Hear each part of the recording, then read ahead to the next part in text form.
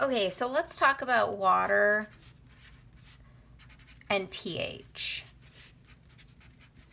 So just a little bit of a review of pH. So pH is the negative log of the hydrogen ion concentration. So H plus just means hydrogen ion. In general chemistry, we said pH equals negative log of the hydronium ion.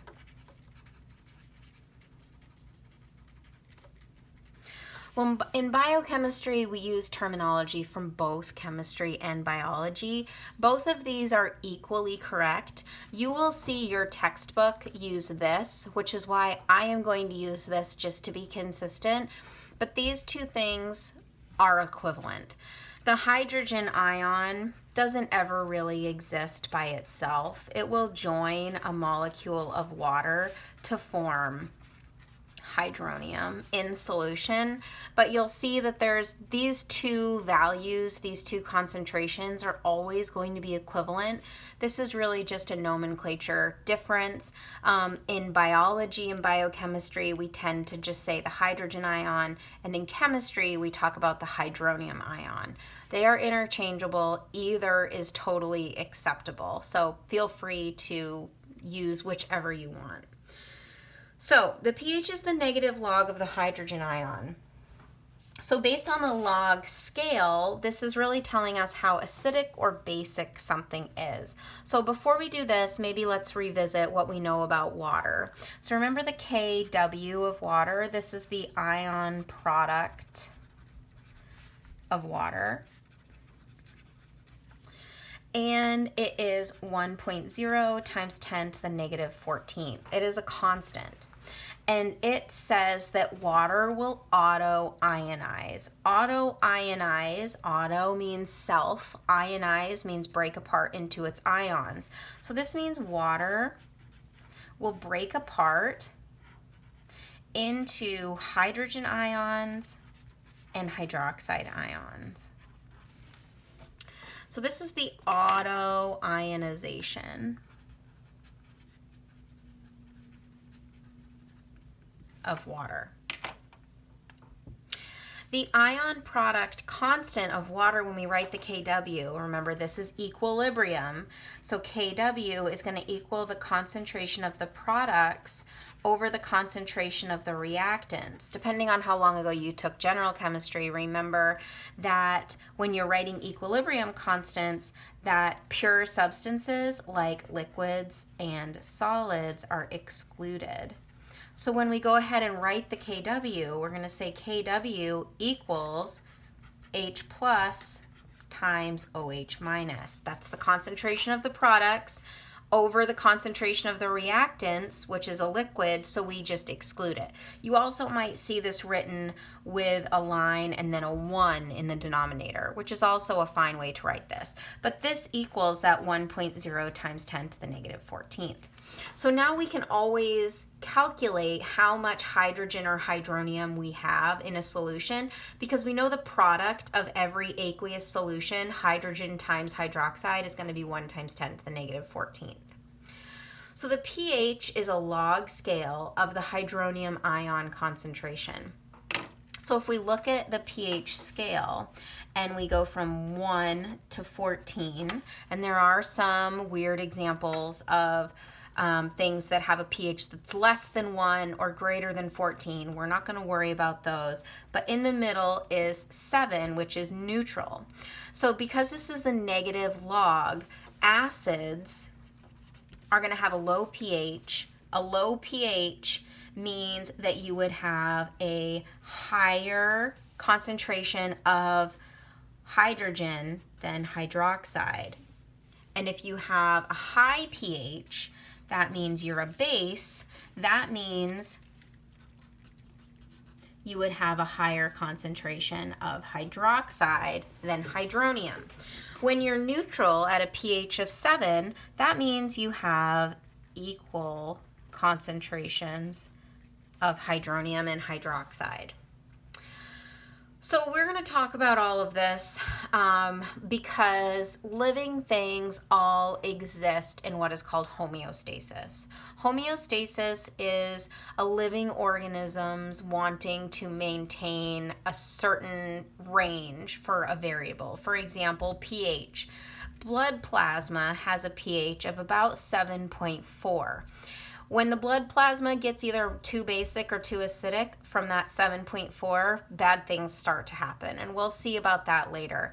But we're constantly maintaining this homeostasis of our blood plasma pH right around this range. So we're going to see examples of all of this later. There will be examples in the online practice and also in the problem set that I'm posting for calculating pH.